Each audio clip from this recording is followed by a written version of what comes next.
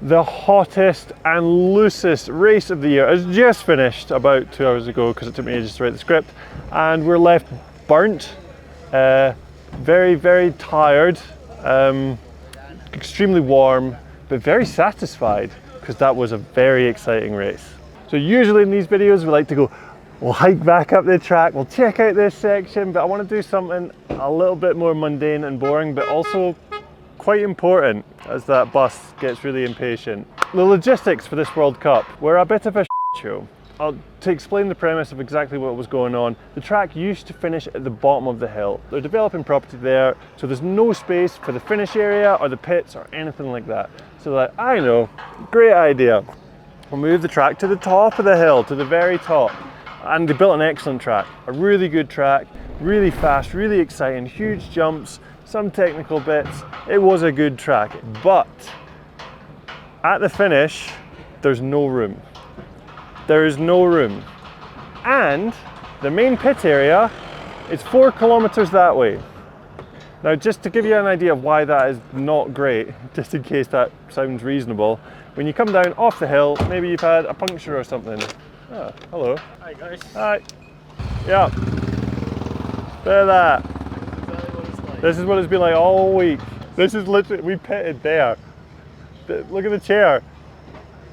That was our pits. So, picture this.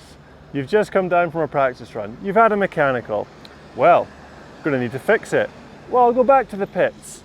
Well, it's 4 kilometers that way. So, okay, tell you what, my bike's still working. It's only a little mechanical. We'll ride.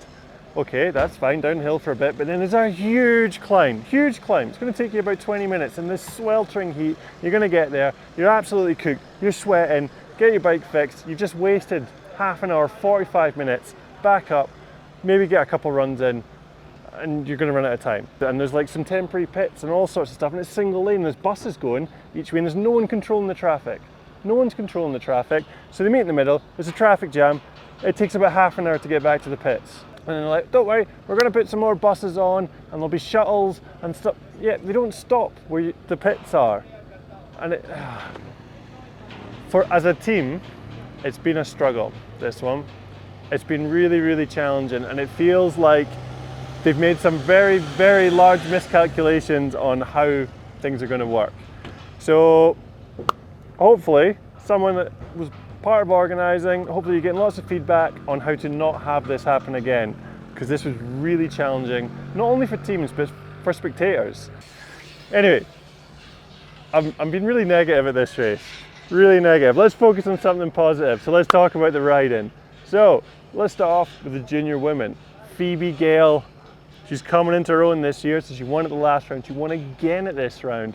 Super, super fast time. She won by just under 6 seconds ahead of Gracie Hemstreet, who was in second, and her time was also 6th place in elite. But there's maybe something going on that's influencing how fast the juniors were against the elites, but we'll get to that in a second. Junior men. Junior, I know it's junior men, I just need to check Junior what men. Glenn! It's Jackson, obviously. Yeah, but there's other... Jackson went fastest. No, shush. That's the story. On a more positive note, the race was sick. Junior men. You're right, it was just all about Jackson. Right, in the junior men's category, there was a ludicrous display. Jackson Goldston went very, very, very fast. So fast, in fact, that he got the fastest time of the day. That is insane. Like, in my memory, I can't think of when that has happened before. I think Sam Hill got really close at World Champs in Lugano. He was going to be fastest, but he crashed. Didn't quite get fastest overall, but he still won the juniors. Maybe Nico Vulioz, back when he was a junior in racing, because there didn't used to be a junior category back in the day. Someone will correct me. As we found out in the last video, someone will correct me. Yeah, correct me down there. So there is a reason, I think, for Jackson getting the fastest time of the day. One, he's an insanely talented rider who was getting top 10 results all year. Also, the juniors race at about 10 AM in the morning. The elites race a lot later. The faster ones at about 3 PM. That's a 5-hour difference. And it's a lot of time for the track to either get better, maybe it's drying out because it's wet, or get worse because maybe it's super dry and the track's getting all blown out. Today, the track got worse. Because last night, a lot of the track maintenance people went out, they swept all the rubble off the track, got it all buffed and got it running a lot nicer. So in the morning, I think it was running a little bit quicker. And then throughout the day with the elite practice and then elite racing, lots of riders, I feel like it was a little bit slower. I might be totally wrong. This is a feeling I have because 4 of the junior men were in the top 10 in the elite category according to their times. And that's a bit of an anomaly. It doesn't usually happen. So I think logically that might be what happened. And also there's another factor. As the days go on here, it does tend to get windier in the afternoon. So that may have had an effect. Some riders commented that the wind wasn't too bad in the afternoon, but we definitely saw those windsocks blowing on the live feed. So logically, I feel like that is why the juniors were a little bit faster today. But if you have any other ideas, you can let me know down in the comments. Either way, the juniors are riding really, really fast this year. It's not just because I'm a bitter old fud that's really jealous of all the fast kids. Maybe a little bit. But yeah, it's sick to see that there's so many fast riders coming up through the ranks. Valley, you did it. Just hold the horses there. You did it. We said you could do it, and you did it. In the elite women's category, there were 2 riders that conquered demons this week. Jess blew it. She finished 4th today, unreal result. It's super impressive to see her doing so well considering last year she had a huge crash at snowshoe. She broke her femur, she broke I think her shoulder blade and a few other things, and then in Fort William this year she broke her collarbone. She's a real tough go of things, and it's rad to see her put a run together and show that she's a podium contender. And for a 2nd year elite, very impressive. Who else? The other. Who was it? Hang on. Did we foreshadow this? It's Pinkbike. Tell you what, I wish there was a bit of foreshadowing here. I'm getting burnt. The other rider conquering demons was the person we interviewed last time and talked about, she's always had people talking about what she could possibly do, her highs and lows, and that is Vallnord. She had so much promise in junior. She came up to the elites and everyone was like, she's going to smash it, she's going to win. Had people like me bigging her up and saying that she's going to be the next big thing. And she said publicly that it's been really tough mentally for her, really tough. She's really felt the effects of the expectations everyone has in her.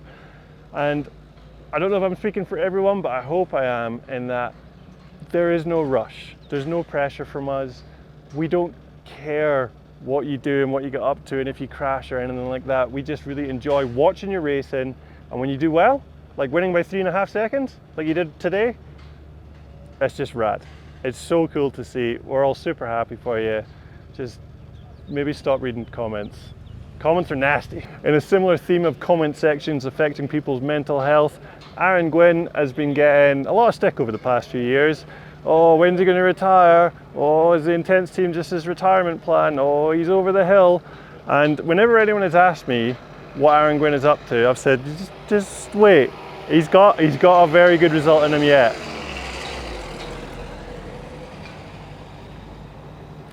So I can hear you for the van.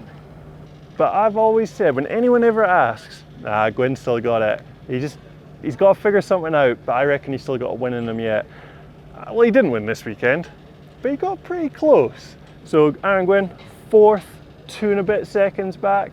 Very impressive. And I'm quite excited to see what he does from now on, because he was looking good up there. Oh, while we're on the elite men, big shout out to the Union rider Oliver Zwar for getting his first ever top 10 in 8th. Really good result for the Swedish-Australian, Swedish.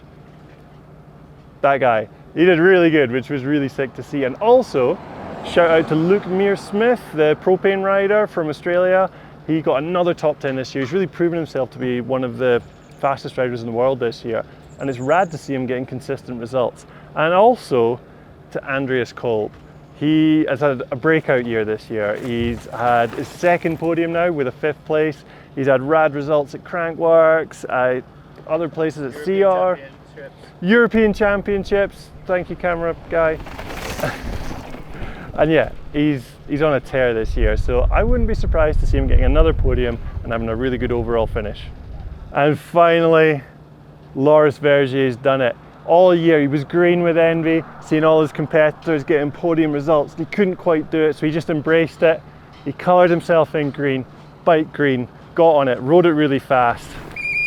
First in qualifying, first in race, by a decent margin, unreal result, with a Specialized duo keeping it honest, chasing him down with Lloyd Bruni in second and Finn Isles in third. Very exciting race, very cool. Go on Loris Vergier.